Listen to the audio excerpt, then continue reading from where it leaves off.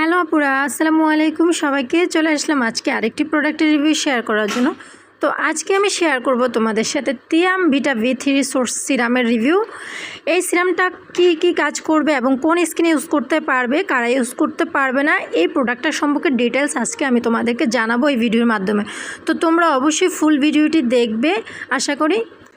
তিয়াম ভিটা V3 source সিরামটা হচ্ছে made in Korea, brand হচ্ছে তিয়াম এবং এটা 40 ml একটা সিরাম এবং এটা এই প্যাকেজিংয়ে আসে, একটা ইয়েলো কালার একটা কাচের বোতলে আসে। আর এই সিরামটা খুবই লাইট ওয়েট একটা সিরাম, যেটা স্কিনে দেওয়ার সাথে সাথে অ্যাবজর্ব হয়ে যায়।